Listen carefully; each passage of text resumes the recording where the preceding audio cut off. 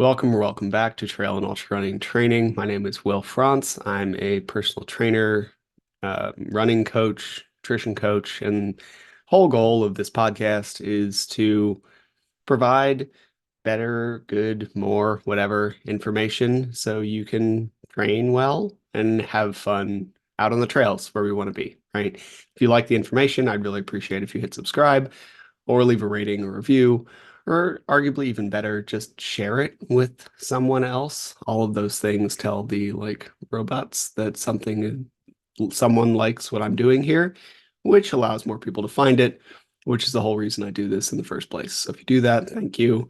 And if you haven't done that yet, please do. And anyway, let's get into today's topic and the constant quest for greater weekly mileage. And there is a long conversation to be had here where I don't think we need this constant effort to hit mileage in the stratosphere. It's just not necessary. Now we are ultra runners, we are trail runners. You should plan to run a lot. You should probably plan to run more than most people during your week, especially going into peak season, right? Like this is just going to be a requirement of the sport. And in my opinion, if you don't want to do that, we should probably find another activity because the whole point of ultra running is to run really far. And the whole point of trail running is to run on the trails. And if you don't enjoy doing that, then maybe we should find something else to spend our precious free time doing because there's so many things out there. But this constant push for greater weekly mileage is well founded, right? Like if we're going to get good at something, we should do it a lot. And back in the mid 1900s, like 50s, 60s, especially, New Zealand coach named Arthur Lydiard pushed really high mileage to a lot of athletes, and he was very successful. New Zealanders were very good at that time of the at that time period. End of sentence. But it's been 60 years, right? And maybe we should kind of accept that some other ideas are a little relevant, yet we're still stuck to some degree in this big push towards mileage. We have recently seen a big jump in speed work, including a lot of integration of things like low zone 3, low level lactate producing work. The Norwegians do this a lot. And yet we're still stuck, and I keep saying that word, in the 60s in terms of constantly cranking out more and more miles every week. So I think there's a better way to look at this, depending on who you are, right? If you were going to be a professional runner, then we probably should plan for 100+ mile weeks on a fairly regular basis. Maybe not for trail and ultra. I do think a lot of the athletes in this space run a little less, but still a lot of the athletes at the peak do some version of forward ambulatory movement, like hiking. That's why I didn't just say running, because going directly up the side of a mountain would also count for this sport. And they do a ton of it, right? And because of the inclusion of vert, we're going to lose some level of total mileage because it's slower. So professionals in this sport probably are aggregating a similar amount of time on feet as Kipchoge, who runs 130+ miles a week. But while we can learn from a lot of great runners, and they set a guideline structure for a lot of how our running should look, our training shouldn't necessarily mimic theirs for a wide range of reasons. For one, professional athletes have some level of genetic advantage. It's required. And why is for example, why is Camille Herron so good? She has years of training. She has lots of scientific backing for why her training works. She puts in a ton of work.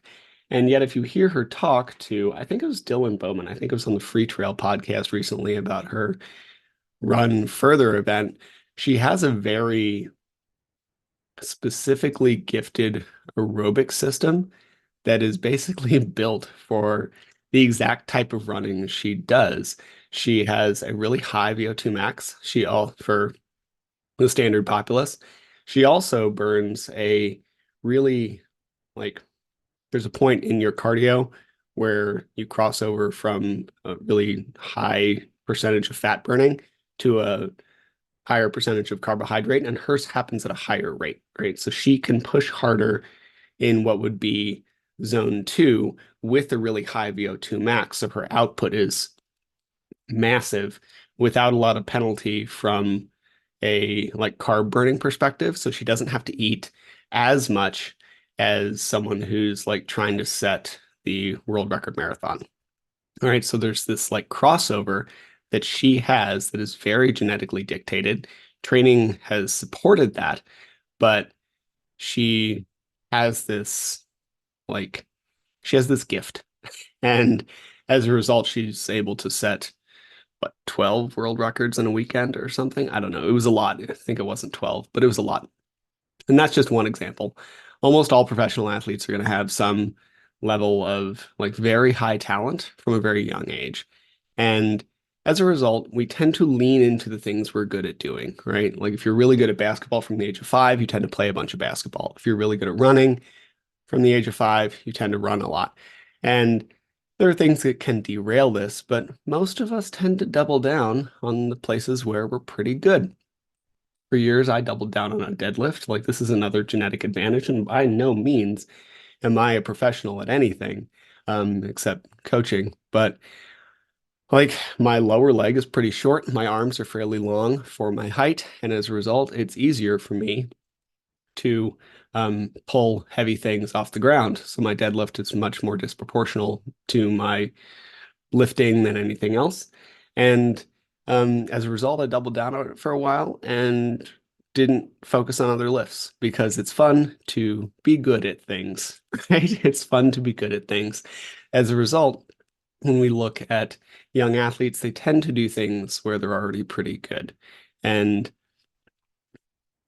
if a person has a genetic advantage and then we start training towards some version of that as a child, and then you put in a ton of work over time, you are going to get very good at whatever you've been doing. Now, if that's the case, maybe we shouldn't use like their standard or their numbers as our standard for training. Maybe we should, but I think probably not. Most people will not run 100-mile weeks in their life. There are a lot of reasons for that. Some of it's just time. Some portion comes down to the fact that if you're really good at running, you can crank out more mileage because it takes less time. And then some of it just comes down to the fact that most of us started running in our like late 20s, early 30s, 40s. After years of inactivity, we're focusing on another sport. So probably didn't have the advantage to start. We leaned into where we were good, or we got really focused on our career or family or whatever, continuing to disadvantage ourselves away from running. And now we're building from a place where maybe some of these targets, like 50, 60, 80-mile weeks, just aren't realistic. So we can either dedicate a huge portion of our life to building a ton of volume, or we can accept the fact that we're probably not going to be the person that runs a 2:30 marathon, and we can do the best for our lives and our current body mechanics and try to do as well as we can do. And if that's the case, then we should lean into alternate but similarly effective training that can help us hit our goals without risking injury, right? And this is the big thing. So a couple things that would be important would be strength. And this is where one like gets really demonized. And obviously it's my hobby horse because it's what I do every day. But strength helps you move better. So we have this conversation where some coaches would say something like, I would never add strength until an athlete gets to X mileage, and I've seen everything from like 50, 60, 80, whatever, because it takes away time from when they could be running. I'm going to get to that a little bit in a second, but strength helps you move better. So if you are struggling with things like an IT band issue that is often from your knees slightly caving in, means you can't really create hip abduction, which means strengthening that muscle will help you move better and get injured a little less. If your strength work doesn't do at least one of three things, at least one of three things, it should build muscle, should build some strength, and it should help you move better. Ideally, for probably 99% of people, your strength work should help you do all three of those things. There's the rare instance where maybe you're in a weight relevant sport like fighting or cycling or whatever, and we don't want to build a ton of muscle. For most of us, unless you're getting paid to do that sport, you probably want to build muscle because when you're older, you will absolutely want to have more muscle mass to protect from things like osteopenia and osteoporosis and just like loss of bone density and loss of muscle mass as we age, that it will naturally happen. And if you want to be able to play with your grandkids on the floor or even get up from the toilet without assistance, then we need muscle mass. And it's really hard to build it when you're older, so we should build it early. Now, the other things like building pure strength, powerlifters don't care if they can move better, really. They don't care if they can get this full extension over their head. There's an argument to be made for they should, because a lot of the time, if you move better, you're going to be able to lift more weight. But end of the day, their sport is moving very heavy things in three different movements. So if they're a little immobile, then maybe that's fine. But for most of us, our strength work should help us move better, build some muscle, and make us stronger. If it doesn't do those three things, then it's not very good. It doesn't mean that strength training is bad for runners. It means the strength programming is bad. The programming is shit, not the methodology. The solution isn't to avoid strength training until some random mileage. It is to get better strength programming. We have often this like limited understanding of human biomechanics. And we ask ourselves, like, what advantage does strength training really provide runners? Because we just see it taking away time.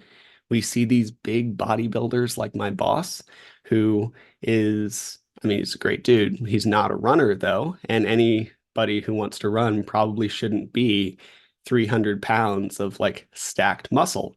But if we look at something, like I mentioned earlier, like IT band syndrome, caused often by a lack of ability to keep your knees unstable, because if they slightly cave, if we slightly had this like knee valgus, this drop in every step, even if it's like half an inch every step, that builds over time. Your IT band slightly creates a little more friction on the outside of your knee, and then we end up with pain, right?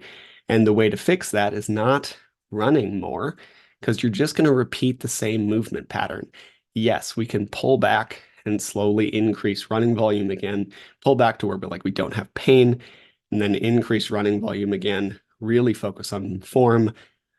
But you're probably just going to recreate the injury at a slightly higher volume. So let's say you're running 20 miles a week, you get IT band pain, you pull back to 15 miles a week, slowly increase your volume again until you get to 25 miles a week. You get IT band pain again. And we just play this hopscotch pattern forever. Like there's a much better way to fix that. And it's probably not going to be something like banded tube walks. They'll also just delay the problem. Because if we do a banded tube walk where you strap a band around your knees and shuffle side to side, yes, it helps you find your hip abductors a little better, like your glute med, so they might be a little more willing to fire and do their job, but it's not going to actually make them stronger. You run far, a tiny rubber band is not going to make you stronger, really. it might create more connection to a muscle, but it's not going to actually build strength. So what would we do? Sumo deadlifts, because they force you to pick up a lot of weight in relation to your body weight while keeping your knees out. And this will actually help build strength, build some muscle mass, while also building connectivity to those fibers in the side of your butt. And you will run better and probably have less IT band pain. Can't make any promises because the human body is weird, but this is how we would actually solve that problem. And that is just one example, right? Like all injuries are a result of putting more load on a tissue than it was able to tolerate. So to reduce injury risk, we either stop loading the tissue, which means we like do that thing where we reduce mileage and slowly return, or we can make tissue stronger. So when people say that strength training doesn't help runners, they either don't understand human movement or they don't know how to program it, so they pretend it's not important, or they just don't want to lift weights, so they deny it. Any of these three things, right? And it's fine, especially the first one. If you don't understand something, the solution is to learn about it. But once we learn about it, we have to accept some progressive new ideas on training. There's a reason that most collegiate training programs are at least somewhat focused on strength.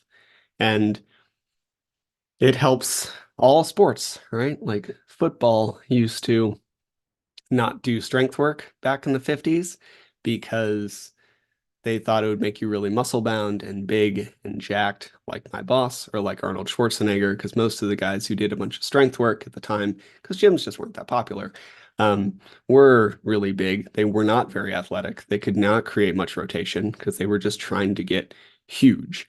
And now we know that strength training is has been progressively adopted by all sports from like football to baseball to tennis. And tennis players doing strength work who really care about tennis do not do the same strength work as a football player. Tennis player doesn't care how much they bench.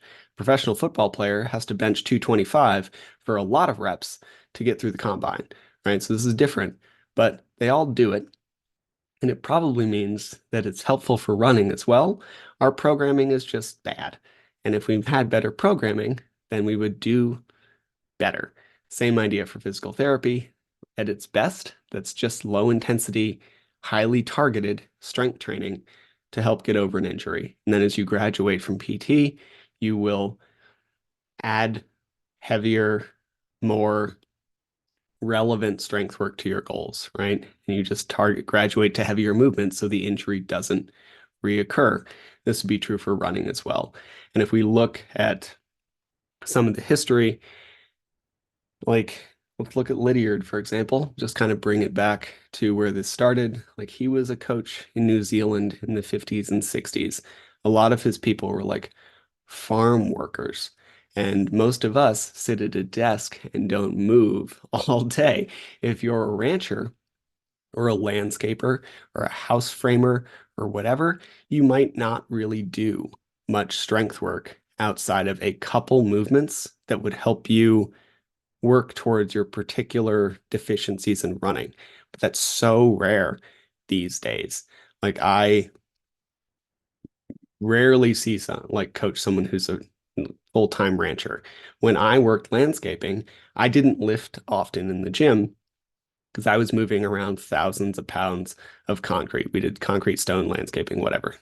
And now that most of my time is spent staring at someone as they lift heavy weights, my strength training is much more important again, like it used to be when I was injured all the time.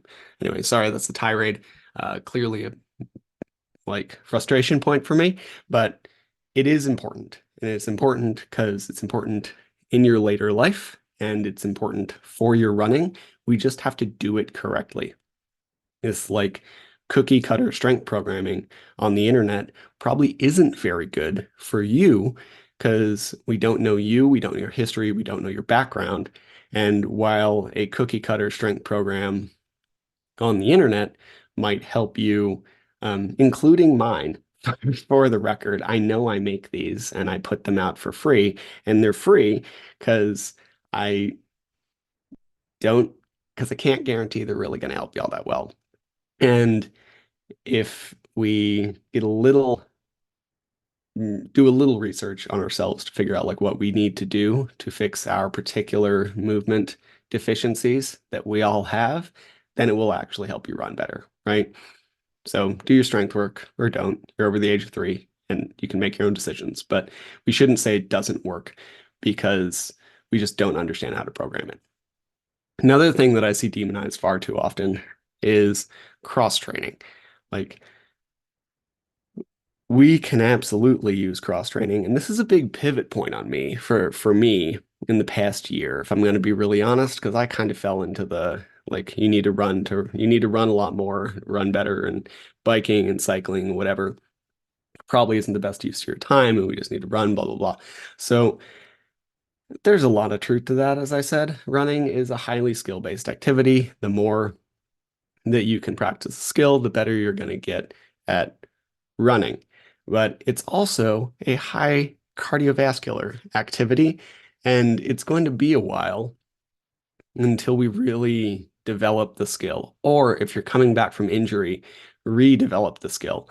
And if we can't run much more at this point in our life for whatever reason, say you're running 20 to 30 miles a week, and when you increase volume, we get like mild amounts of knee pain, or we just like don't feel good, or we're pushing towards plantar fasciitis, right? Because our feet are weak or whatever. Um, Maybe you haven't trained your tendons enough to run much more than 20 to 30 miles per week. And if that's the case, we shouldn't put the cardio on the back burner just because we are dedicated to nothing but running. If you were trying to build up volume, and you're being responsible, then we can't just like crank from 20 miles one week to 40 miles the next week. So instead, we can get that 20 miles and we can put in some extra time on a bike or a stair mill or an elliptical or whatever have you. Some of these are a little more relevant than others. Um, for example, if you are going to be a mountain runner, then it might be a good idea for you to get on the stair mill anyway, because especially if you live in a flatter part of the country or flatter part in the world, and you want to run something like the Wasatch 100 or Ouray or Hard Rock or any of these things, then you're probably going to want to get on the stair mill anyway, because there's a lot of relevancy to the race. But even if you aren't, and we're training for a flat Chicago marathon, and we're kind of early in the training cycle and struggling to add some running volume, we can still hop on a bike or a stair mill. It's much less load on the joints. Yes, it doesn't have 100% crossover to running, but we can preemptively build a cardiovascular engine for when we can finally load more volume, because a lack of cardiovascular fitness is a big limiter for a lot of runners, especially earlier runners. If you're pretty good at running, then the legs might be your limiter. Go lift things. But if the cardio system is your big limiter, then we should build a bigger cardio engine. And if we can just get fitter, then you will get better at running, and you'll preemptively build that cardio engine for when your like bones, tendons, ligaments are able to hit that higher volume, right?